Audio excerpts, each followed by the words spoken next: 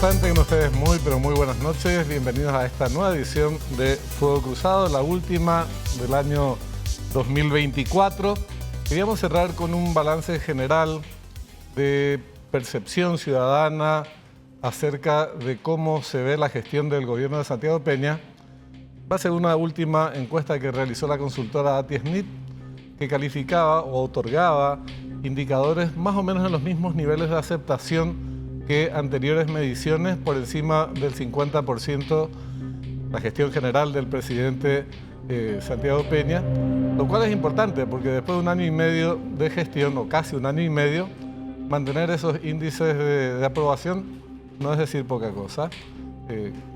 Fuera de micrófono estábamos comentando recién cómo se daba en otras etapas políticas en el anterior gobierno, que había pasado por crisis muy importantes, incluyendo pedido de juicio político y casi el inminente despido del presidente de la República del cargo. Después de eso se revirtió. Bueno, es una situación completamente diferente en la actualidad, cómo cierra el año en materia de estabilidad política, económica y en general, digamos, un ambiente de mucha tranquilidad en nuestro país. Pero esas encuestas, además, esas mediciones, además de esta cuestión general en cuanto a la aceptación del presidente, que es un motivo de discusión por separado, también refleja las expectativas que tiene la ciudadanía sobre determinados temas que generan su preocupación, como es el trabajo, el costo de vida, referido a la canasta familiar en particular, el tema de la seguridad y la salud, como problemas, desafíos para el 2025. Del mismo modo, en paralelo, también se hacen otras mediciones acerca de cuáles son los programas mejor calificados o evaluados en opinión de las personas que fueron consultadas. Y se destacan dos: hambre cero, tres a decir verdad. Recaudación tributaria, que es algo que se viene informando de manera permanente, tiene mucha difusión y ha crecido bastante después de la fusión de aduanas y el Ministerio de Hacienda, aduanas y otras reparticiones, subsecretaría de Tributación, aumentó de manera notoria la recaudación. Pero dos programas sociales que son muy, digamos, que gozan de mucha simpatía a nivel ciudadano. Hambre cero, por un lado, y viviendas, construcción de viviendas sociales por el otro. Son los dos programas de impacto social más reconocidos por las personas consultadas y mejor valuados, por cierto. Para hablar de este tema en general y de cómo cierra el año político, también estamos con uno de los responsables de estas carteras que están bien evaluadas por sectores ciudadanos, el ministro de Urbanismo, Vivienda y Hábitat, Juan Carlos Baruja. ¿Qué tal, ministro? ¿Cómo estás? Muy buenas noches, Benjamín. Muy buenas noches para toda la audiencia. Muchas gracias por la invitación. Al contrario, los agradecidos somos nosotros. Me presionaron al ministro. Dije, mira que es el último programa, no puede ser que no estés. Yo sé cómo fue la política apriete que se llevó a cabo. Te comentaba recién sobre el tema de este último sondeo de ATI-SNIT, de la consultora de ATI-SNIT. A la pregunta de con estas políticas de gobierno de Santiago Peña, ¿usted está de acuerdo o en desacuerdo? Se citan una serie de ítems, entre los que escogían las personas sondeadas, y aparecen dos programas, decía recién. Hambre cero con el 60,2% de los encuestados, y en desacuerdo sobre este mismo programa, 34.3% de las personas que fueron preguntadas al respecto. Y después, inmediatamente, ya viene el programa de entrega de viviendas sociales, 59,9% de acuerdo con esa política, solamente 14,7% algún desacuerdo, que no sabemos los motivos por los cuales manifestaban su rechazo. Bueno, yo supongo que estos indicadores deben ser recibidos con mucha satisfacción por parte tuya y por parte de tu equipo, del equipo que está trabajando. ¿Cómo cierran en materia de gestión en cuanto a la entrega de viviendas y las que se proyectan en los próximos meses, Juan Carlos? Bueno, Benjamín, una de las políticas sociales más importantes que está llevando adelante el gobierno del presidente Santiago Peña es el programa de viviendas sociales, al igual que el programa Hambre Cero. Y yo creo que eso está siendo reconocido por la ciudadanía, ¿verdad? El presidente siempre puso énfasis en estos dos programas desde ya la campaña electoral, ¿verdad?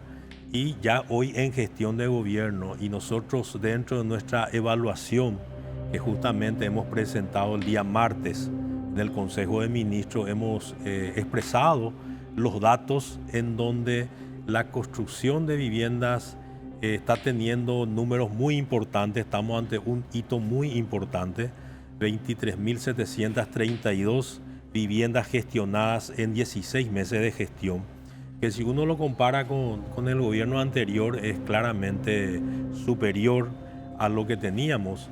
Y eso consecuencia de lo que te estoy expresando, es una decidida acción del gobierno del presidente Santiago Peña en dar respuesta a este sector, y también se ve reflejado en nuestro presupuesto. En esa misma reunión expresé que el presupuesto 2023 del Ministerio de Urbanismo, Vivienda y Hábitat era de 96 millones de dólares y que este año 2024 estamos cerrando con 140 millones de dólares. Es decir, 40%. Casi más del 40% de aumento en un mismo año, ¿verdad? Y bueno, esto es lo que nos está permitiendo llegar a estos números muy significativos, y que el presidente se ha planteado metas muy ambiciosas para estos 5 años, ¿verdad?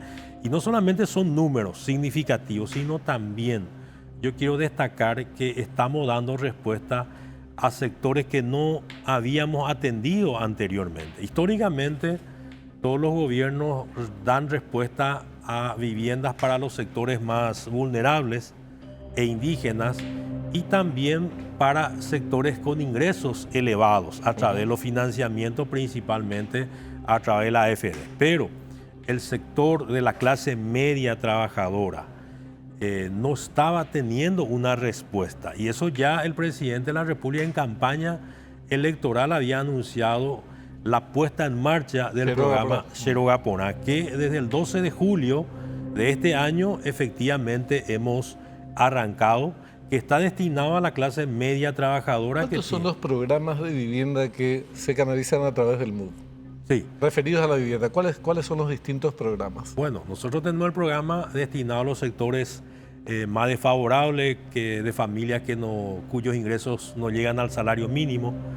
Son programas que tienen un nivel de subsidio bastante elevado del 95%. Casi la totalidad. Prácticamente la totalidad, inclusive las familias aportan esa contrapartida, pueden aportar en trabajo, en asistencia social. O sea, prácticamente podemos decir es mínimo el aporte en efectivo, ¿verdad?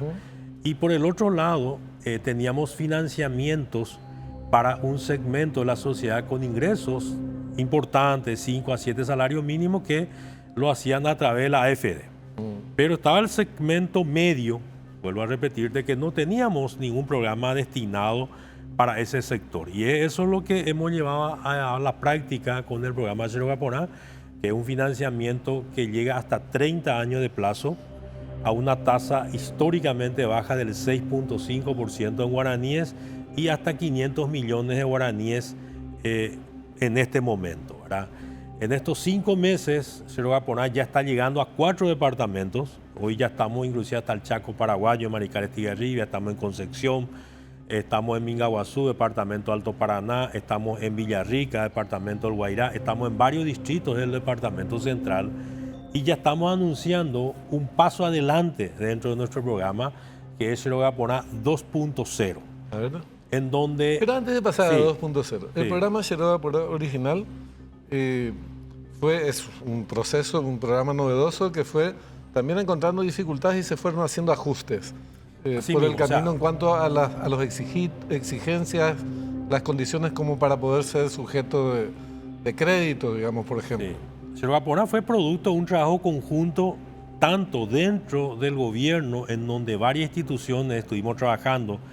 El MUD, en este caso nosotros con la AFD estuvimos liderando ese proceso, que también tuvo participación varios otros ministerios, con el sector privado, con las cámaras de la construcción, con la academia inclusive, para desarrollar lo que es el programa Xerogapona, que arrancó el 12 de julio con la versión 1.0, en donde las empresas desarrolladoras son las que proponen las viviendas y el sitio en donde está emplazado esas viviendas.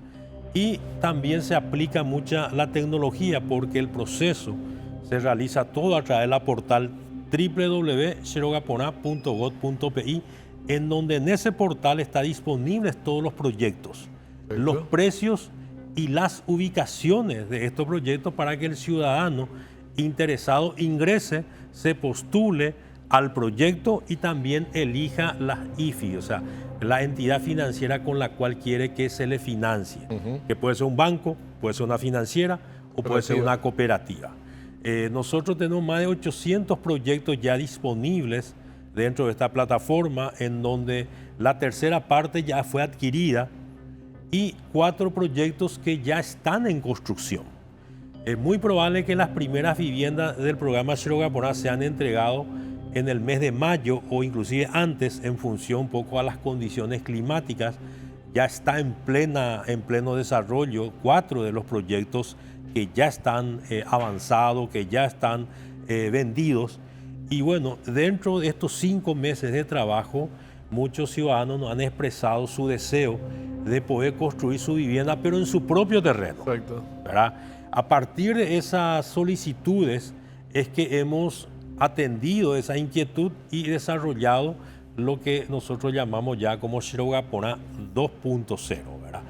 Pero antes de avanzar a Cherogapona 2.0, es importante también señalar que otra de las características importantes de nuestro programa es que la primera cuota el ciudadano paga recién cuando ingresa a su casa. Claro. Porque, no tiene que pagar alquiler y al mismo tiempo ya asumir porque otro lo hemos compromiso. diseñado, Benjamín, para esas personas que principalmente están viviendo en una casa de alquiler, y lo que queremos es, y se está logrando con esta tasa y con estos plazos, de que el monto de la cuota sea similar al monto del alquiler, e inclusive menor en algunos casos. Entonces, y que la primera cuota lo abone recién al ingresar a su casa, puesto que mientras se desarrolla la construcción de su vivienda, si tuviese que pagar su préstamo, tendría el pago de su préstamo más el pago de su alquiler, y que muchas familias probablemente no iban a poder lograr pagar. Entonces, lo diseñamos de manera que lo pague recién al ingresar a su vivienda. Ministro, y el tema de las exigencias, porque hay gente que paga un alquiler, sin embargo, por relaciones laborales determinadas, aparece que su ingreso es inferior en IPS, o por niveles de informalidad que son muy extendidos en el mercado del trabajo en nuestro país, el ingreso formal, digamos, o legal, como quiera llamarse, lo excluía como posible candidato como para acceder a una vivienda. Pero sin embargo la realidad muestra que sí paga ese alquiler.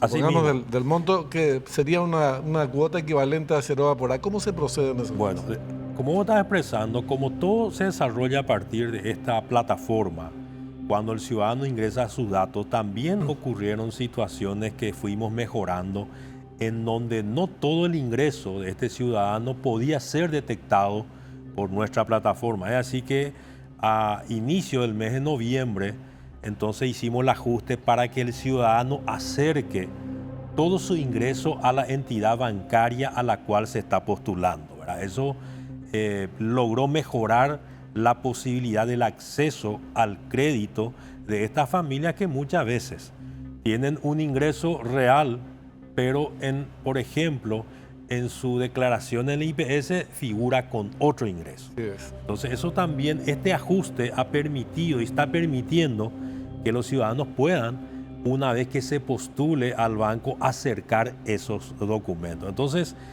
nuestro programa va a ir teniendo ajustes permanentes en base a la realidad de lo que vamos detectando. Entonces, todavía hay temas a abordar importantes, como el caso de los informales que vos estás expresando, que muchas veces no tienen forma de demostrar qué ingreso tienen, pero sí tienen forma de demostrar cómo se está produciendo su ingreso, cuánto gasta. Entonces, esos son temas todavía pendientes que lo vamos a ir trabajando, que ya hemos inclusive recogido experiencias en otros países, caso del Brasil, donde tuvimos no hace mucho también visitando y hemos detectado que en el Brasil hay un tratamiento para este tipo de personas que no tienen forma, repito, de demostrar a lo mejor cuánto tiene ingreso, pero sí están demostrando cómo están pagando, por ejemplo, la cuota de la mensualidad de su alquiler, bueno, o la cuota de algún vehículo. Entonces, esto va a tener todavía mucho de crecimiento nuestro programa. No hay que olvidar que tenemos apenas 5 meses de existencia y nos decían justamente en el Brasil que el programa más importante que ellos tienen, Mi Casa, Mi Vida, hoy ya tiene más de 15 años de gestión y aún así ellos siguen evolucionando, siguen ajustando en base un poco a la realidad de lo que ocurre en el mercado. Claro. El rasgo distintivo de Ceroga Porá 2.0 entonces es que yo tengo una propiedad, un lote, ofrezco, digo, quiero construir en este lugar y ahí se inicia el proceso de gestión del crédito financiero como para construir la vivienda. Así mismo, o que esté yo pagando por un terreno que todavía no terminé de cancelar, este crédito me va a permitir cancelar el terreno por el cual estoy pagando más construir mi propia vivienda. También, Benjamín, va a permitir la posibilidad de ampliar ya la primera vivienda que tiene hoy el ciudadano o mejorar su vivienda, porque acá quiero hacer una distinción. Nuestro déficit habitacional en el país, según varias instituciones que lo han estudiado en su momento, ronda las 1.200.000 viviendas, de las cuales 70% en promedio, número más, número menos, de ese déficit es cualitativo y 30% es cuantitativo. Bueno, ¿y qué es un déficit cualitativo? Es aquel que ya tiene su casa, pero necesita... La chica, creció la familia. Creció la familia, necesita ampliar un dormitorio más, adecuar su sanitario, mejorar su techo, su instalación eléctrica, su instalación sanitaria. Y ese es el déficit mayor que hoy tenemos. Entonces también con Ceroga Porá 2.0 va a permitir que una familia que ya tiene su casa pueda acceder a un crédito en las condiciones de Ceroga Porá de hasta 30 años de plazo al 6.5 para que pueda ampliar o mejorar su vivienda. Es decir, abarca el que tiene terreno para construir su nueva casa o el que esté pagando por su terreno para cancelar el pago de su terreno más la casa, o aquel que ya tiene una casa pero necesita ampliar o mejorar. Eso es básicamente Ceroga Porá 2.0. ¿Y los fondos para financiar, para fondear, digamos, este programa? ¿De qué cantidad estamos hablando y cuál es su origen? Bueno, nosotros tenemos con Ceroga Porá 1.0 un fondeo inicial de más de 50 millones de dólares proveniente de los recursos propios de la AFD, que es parte del gobierno, y también el Banco Nacional de Fomento. Y hoy, para seguir nuestro programa, están muy avanzadas las negociaciones con la República de China-Taiwán de un financiamiento de 200 millones de dólares que está próximo a ser concretado y que posteriormente tiene que ir para recibir la aprobación en el Parlamento, tanto en diputado como en senador. Entonces, una vez que esto se concrete, estamos hablando de un fondo muy importante de 250 millones de dólares, que esto finalmente, como es un crédito, va a estar dando vuelta y esto va a hacer que realmente se empiece a dar respuesta a este sector tan importante de la sociedad paraguaya, que es el segmento de la clase media que viene creciendo.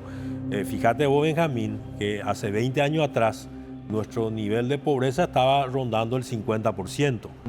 Hoy estamos hablando en términos de 20, 21, 22%. Es decir, que hay un 28% que pasó a ser parte de la clase media, que hoy está esperando esta respuesta, y es lo que el presidente ya en campaña política había anunciado como parte de su programa de gobierno, que es Ceroga Porá, que hoy ya está en funcionamiento. Juan Carlos, estas 23.000 viviendas gestionadas, ¿cómo se puede, digamos, decir, bueno, esto es a través de Fonavi para construcción de viviendas sociales, esto a través de Ceroga Porá, esto a través de este otro programa?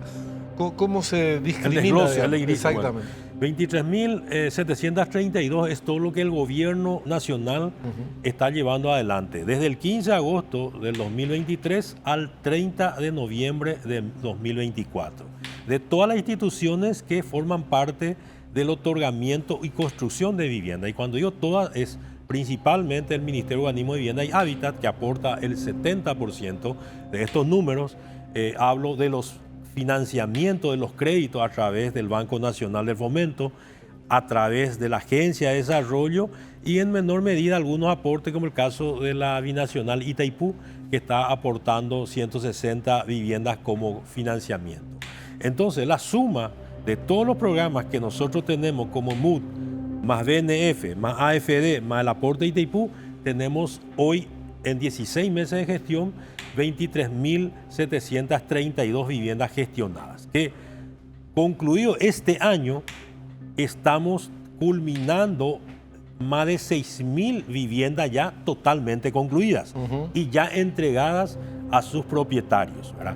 El saldo se está entregando en la medida que va concluyendo estas viviendas, que ahora ya tiene una aceleración muy importante. Vemos con frecuencia en los medios de comunicación. Hoy estamos entregando un promedio de más de 2.000 a 3.000 viviendas en mes.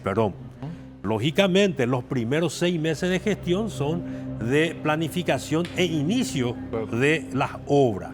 En este momento, Benjamín, nosotros ya tenemos obras que estamos entregando, obras que están iniciándose, obras que están en el 20, 30, 40, 70, 80% de avance. Entonces, esto es como una rueda.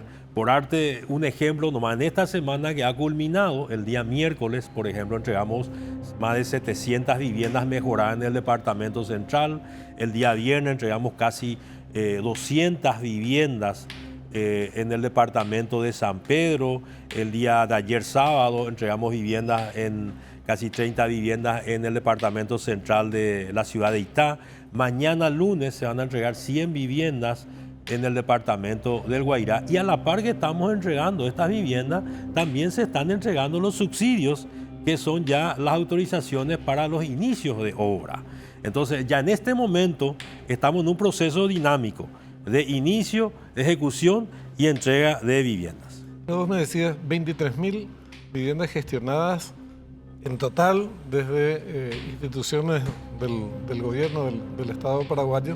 70% son casi en su totalidad, digamos, por el MUP. Si las matemáticas no me fallan, pero vos sos ingeniero, así que me vas a corregir seguramente, estamos hablando más o menos de 17.000 las viviendas gestionadas desde el MUP. Así mismo, solamente a través del mundo tenemos más de 17.000. Fíjate, hoy en este momento nosotros tenemos más de 8.000 que están en proceso de construcción, ya que están y que van a ir culminando en las próximas semanas, en los próximos meses. Por eso estos números que te dije, de 6.000 que ya están culminadas, de estas 23.000, va a crecer significativamente el próximo año.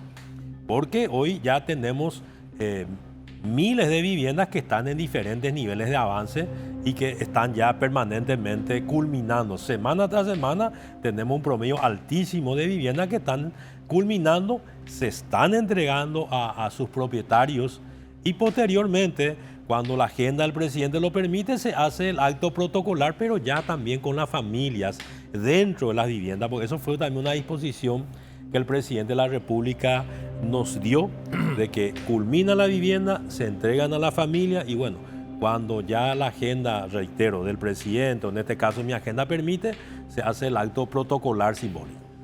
Volviendo al sondeo que te hacía mención de la consultora TISNIT, ¿qué espera el gobierno de Santiago Peña? Es otra de las preguntas que se le hizo a los encuestados. En primer lugar aparece generar empleo.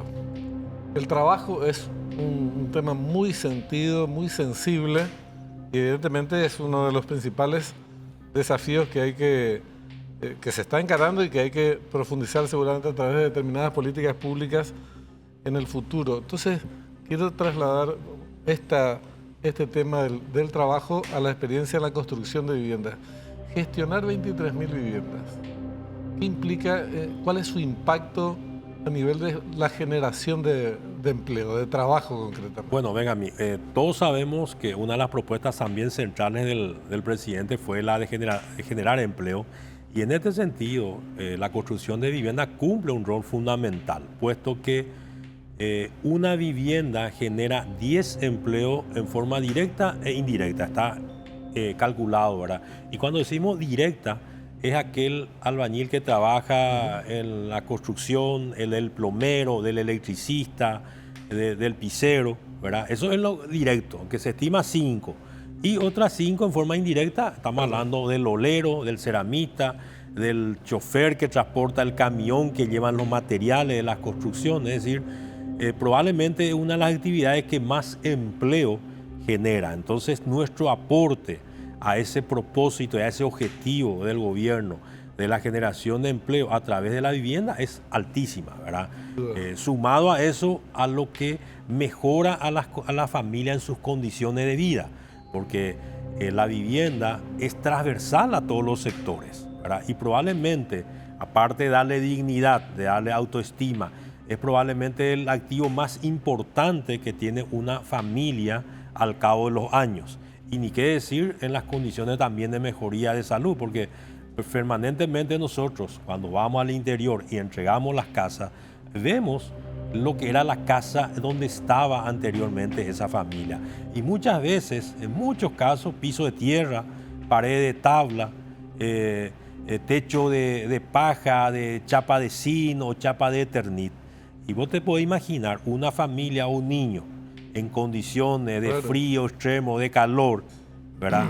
Ese niño o esa familia permanentemente va a tener problemas de salud. Y cuando vos le trasladas a una casa de material, de piso, de paredes, de mampostería, baño moderno, ese niño, esa familia, mucho menos va a ir a un centro asistencial. Entonces eso también, el dar una vivienda digna, implica una mayor presión a nuestro sistema de salud. También este niño va a aprender mucho mejor estando en una casa mucho más cómoda lo que recibió en la escuela. Y ni qué decir también un tema real que existe, el hacinamiento de la familia, que muchas veces generan situaciones que podrían ser de abuso. Es decir, esto de otorgar viviendas dignas a la familia genera múltiples ventajas, como estamos mencionando en este momento. Absolutamente. Te cuento, soy un fanático de la política. Entre las políticas públicas destinadas a combatir la pobreza en general, la de viviendas me parece una de las estrategias, uno de los pilares centrales. No es el único pilar, pero es uno de los fundamentales por su impacto. Esto que está mencionando para los beneficiarios de esas viviendas y todo lo que implica en materia de la generación de trabajo, puestos directos, de manera directa e indirecta. Y cuando hablamos de pobreza, siempre terminamos en la discusión del empleo, como una de las raíces de las que hay que partir para revertir esos niveles de pobreza. Hablamos de salud, pobreza. Educación, pobreza. Vivienda, pobreza. Trabajo. Siempre el trabajo es o la falta de trabajo es el denominador común de la pobreza. Entonces, obviamente que esa es una de las mayores expectativas. No es casual que en este sondeo que te mencionaba, la expectativa es, como una de las principales tareas del Estado, es generar empleo. ¿Se puede cuantificar?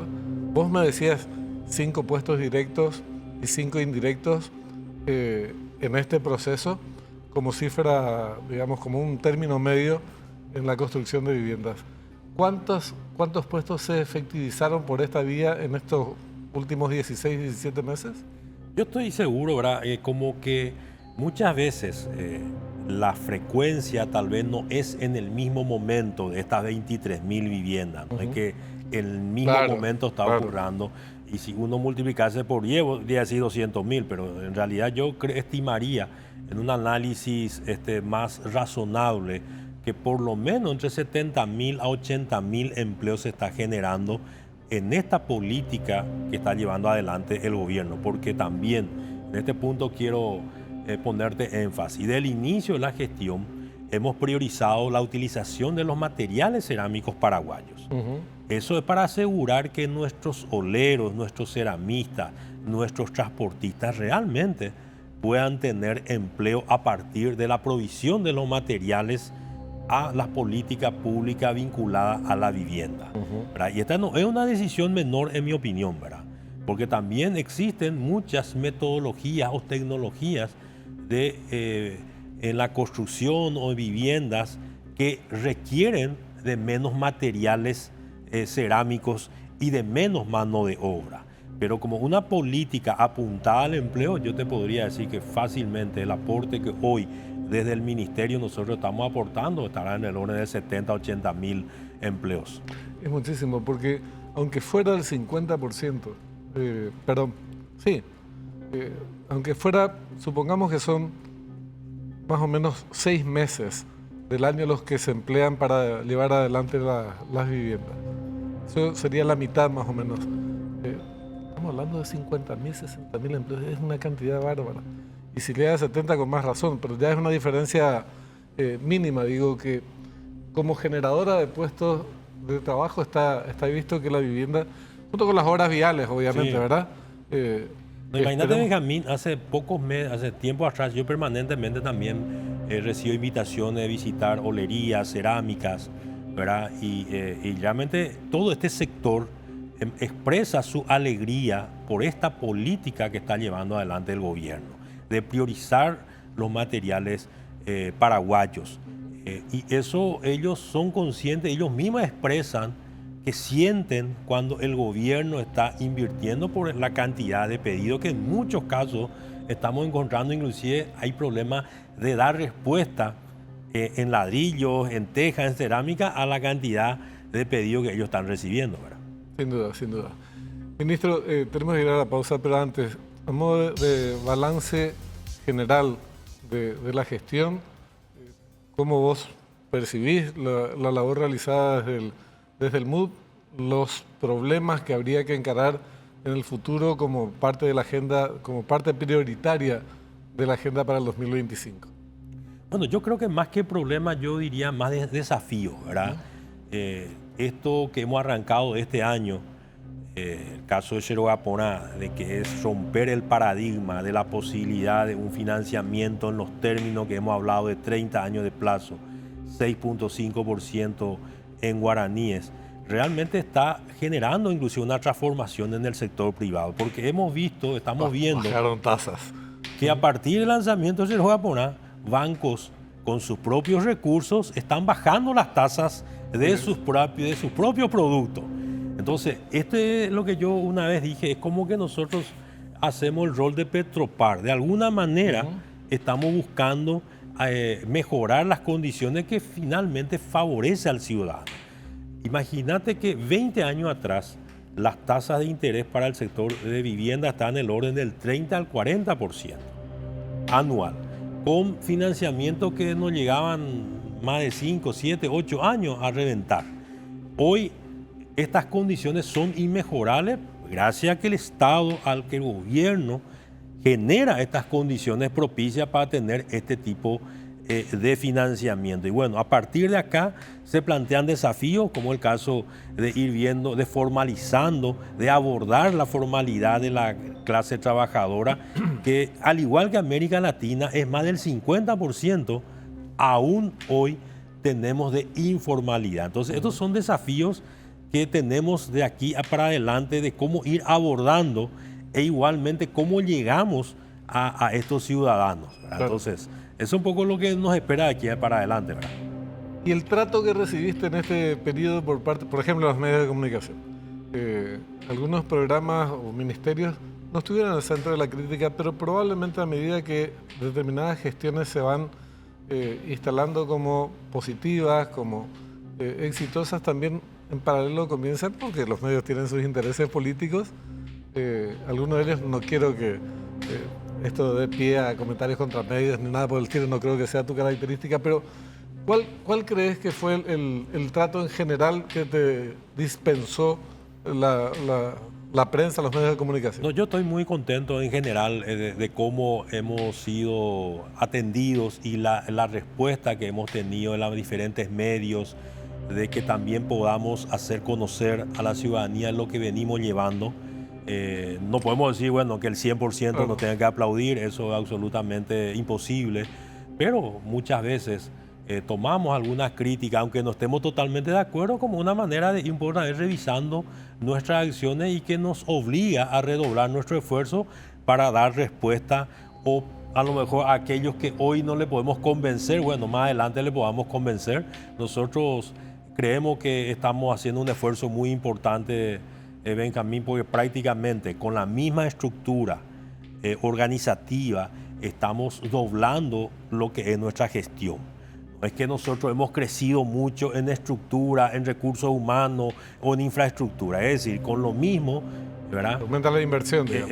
Estamos haciendo lo mismo equipo, estamos haciendo mal. Sí, yo realmente me siento muy agradecido por el apoyo del presidente de la República a toda nuestra gestión, por el apoyo también que nos dan los diferentes colegas, en particular el Ministerio de Economía, que reconoce nuestro esfuerzo y bueno, por eso estamos teniendo este aumento significativo en nuestro presupuesto, ¿verdad? Que he mencionado, de 96 millones año 2023, llegamos a 140 millones año 2024, ¿verdad? Entonces, y creemos que el próximo año 2025, en la medida que nuestra gestión vaya generando resultados, vamos a ir aumentando. Nosotros en el mes de noviembre estamos cerrando con un 85% ya de ejecución de nuestro presupuesto del año 2024. Es decir, creemos que vamos a cerrar este diciembre con la mejor ejecución en la historia prácticamente del ministerio. ¿Cuánto llegaría? Perdón.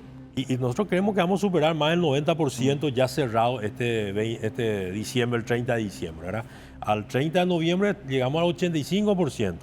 Es decir que realmente estamos ejecutando bien y porque hay un equipo que está comprometido dentro de la institución, que está empoderado y concretando todo lo que realmente nos hemos propuesto en este año. El ministro también es secretario político de la Junta de Gobierno, así es que a la vuelta de la pausa, que lo vamos a hacer ahora, queremos charlar, intercambiar algunas ideas de cómo cierra en términos políticos. Últimamente se escucharon muchas, ya aparecen precandidaturas, tanto extemporáneas para el 2028, pero ya hay elementos de campaña electoral. De hecho, están las municipales como un capítulo específico y ya sigue de manera más reciente. Así es que cerramos un ratito de política. Sí, con mucho gusto. Ministro, volvemos enseguida.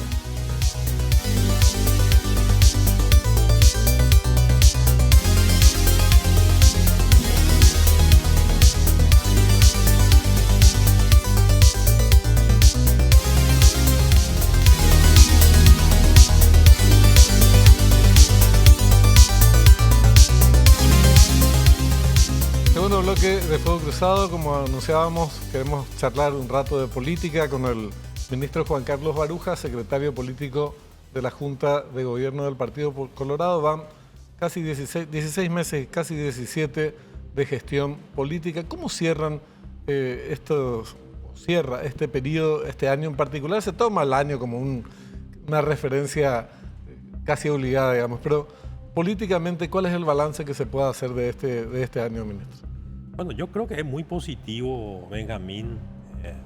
Conversábamos en la pausa y te expresaba, ¿verdad?, que probablemente por primera vez un gobierno tiene viento a favor en términos parlamentarios y en términos políticos, ¿verdad? Porque hoy el partido tiene una mayoría sólida en la Cámara de Diputados, tiene una mayoría sólida el gobierno en la Cámara de Senadores y tiene un partido colorado que está apoyando totalmente al 100% todas las gestiones del gobierno.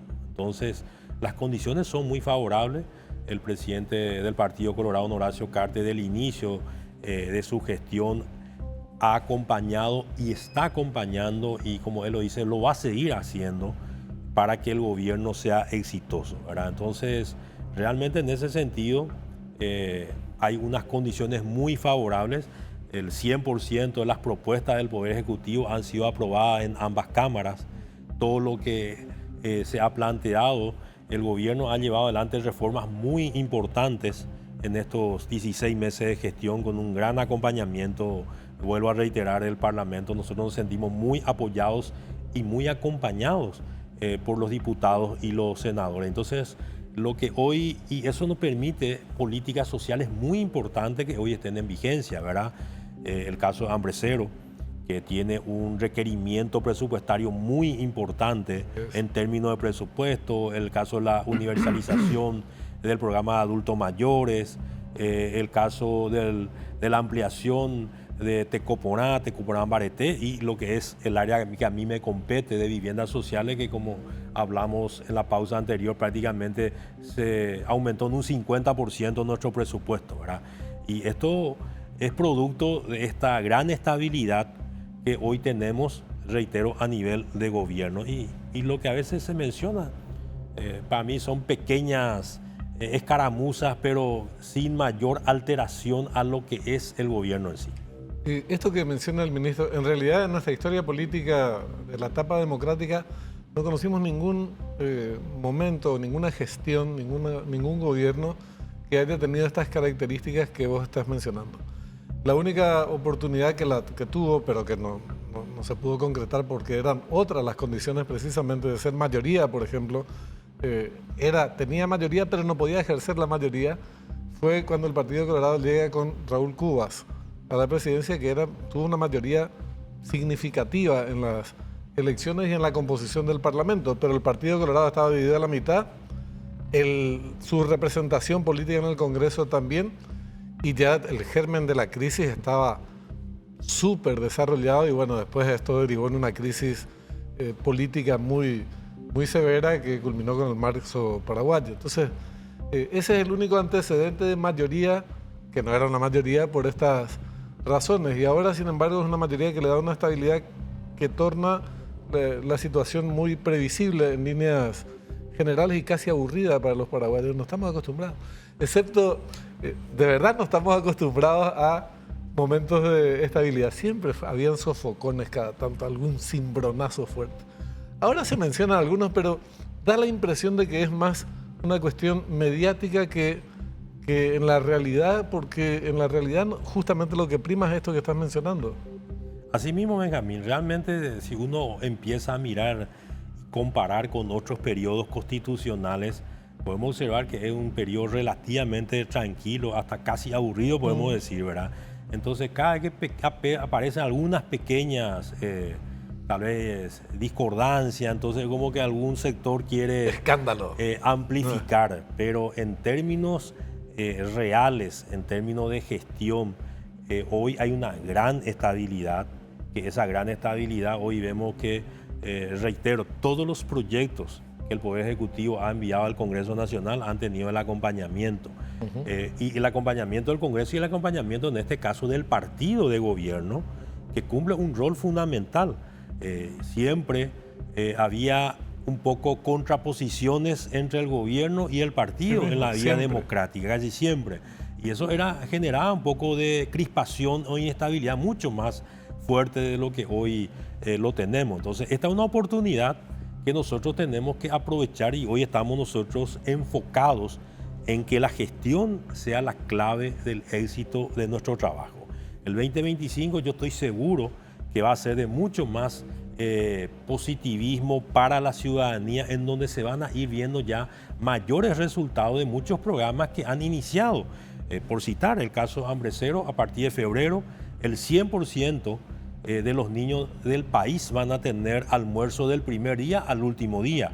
Este año que está culminando, llegamos al 50% de cobertura. A partir del próximo año ya es 100%.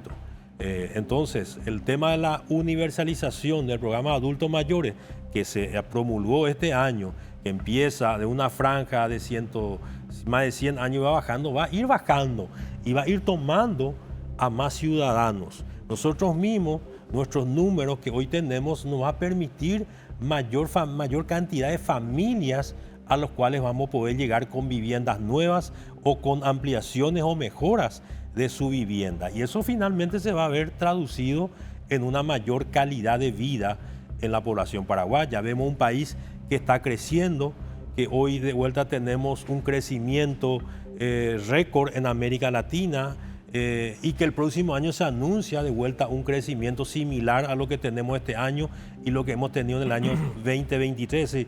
Estamos anunciando por tercer año consecutivo un crecimiento importante. Hemos logrado la obtención del grado de inversión que implicará que tengamos acceso a financiamiento a mejores tasas, que finalmente se va a traducir en términos simples.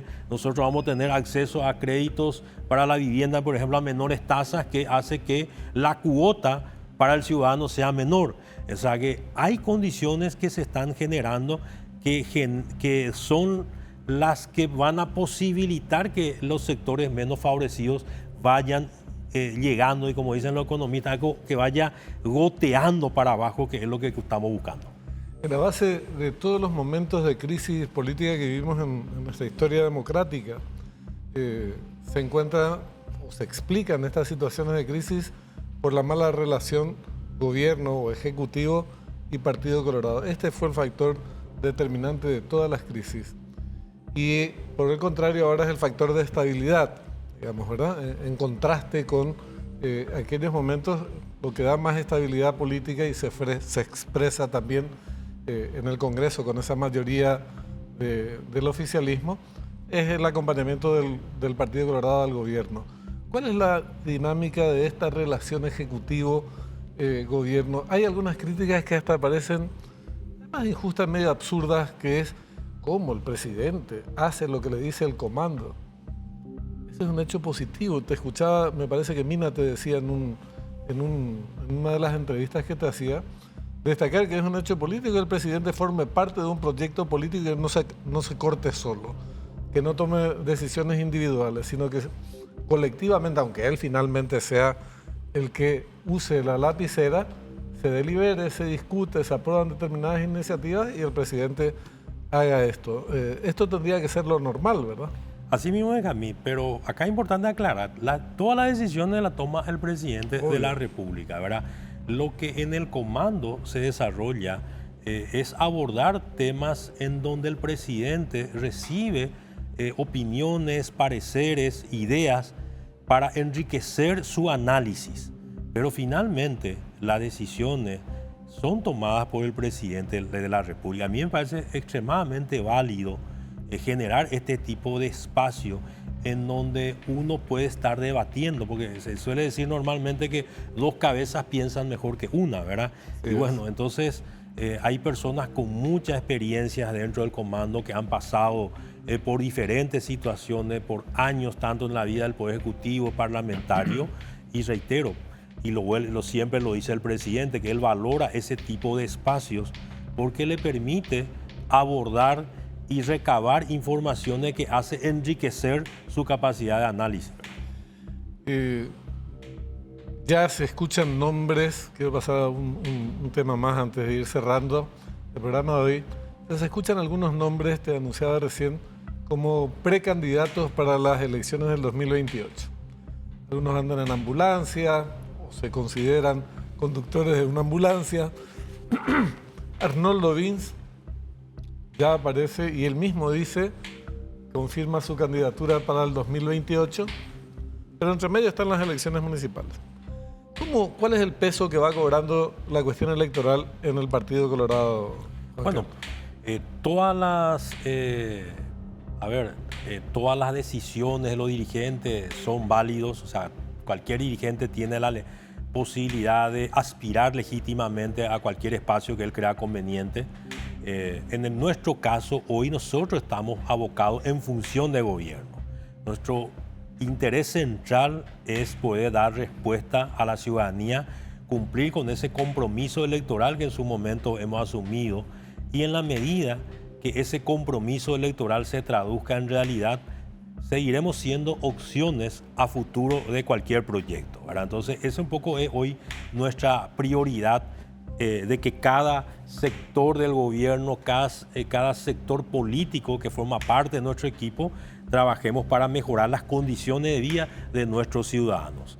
Entre medio, como vos decís, yo creo que la primera parada son las municipales, ¿verdad? Que también un poco es como un plebiscito, llamémosle así, de la gestión del gobierno. Entonces, habría que ir agotando un poco etapas de nuestra parte. Esa un poco es nuestra prioridad, no salir del foco de nuestra gestión, de nuestro trabajo, porque finalmente eso es lo que nos va a llevar al éxito o al fracaso electoral.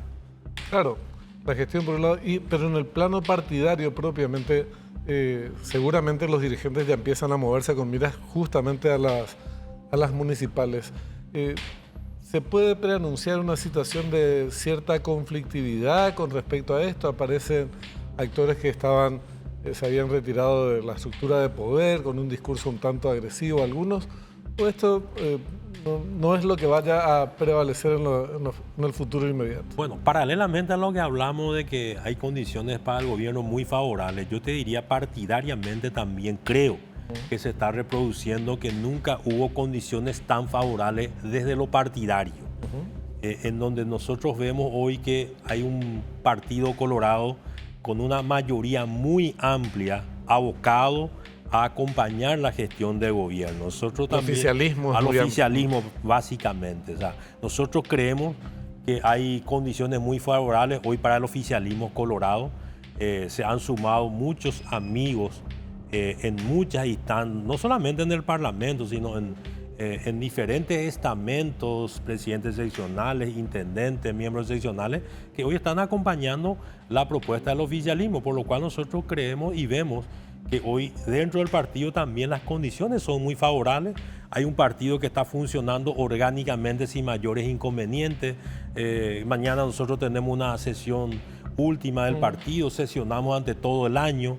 El partido tiene una vida y una dinámica permanente. Vemos a un presidente comprometido, en este caso el presidente Carter, involucrado, que semanalmente está atendiendo en el partido a las diferentes delegaciones y correligionarios que asisten. Es un partido moderno, abierto a la ciudadanía, con programas como Educal, en donde hoy las seccionales coloradas se están convirtiendo en centros cívicos de formación, de capacitación para todos los paraguayos, porque no hay restricción en cuanto a afiliación para poder asistir y recibir un curso. Es decir, un partido moderno, un partido que va creciendo, que donde vemos ciudadanos que se están afiliando, miles de ciudadanos se están afiliando mes a mes.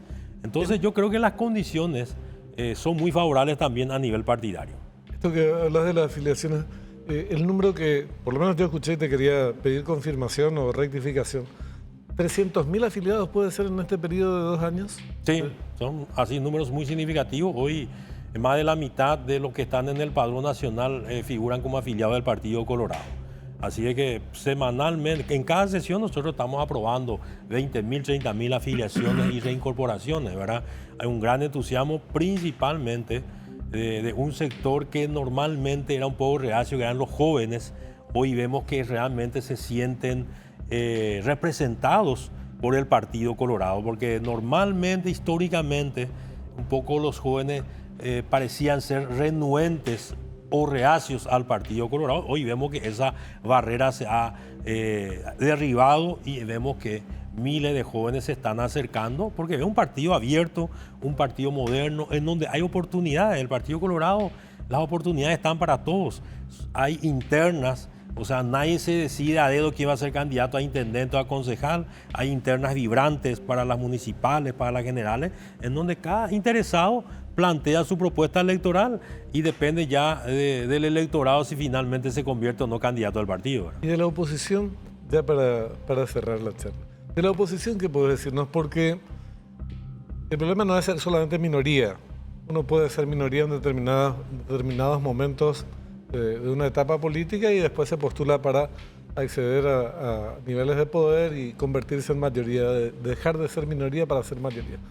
Pero esta es una minoría que está en una situación, me refiero a la minoría opositora, no solamente con números muy débiles en instancias como el Congreso, sino es una minoría muy dispersa, que aparentemente hasta ahora no logró articular un relato político, generar un discurso general, una agenda política que se siga con coherencia como para dejar de ser minoría.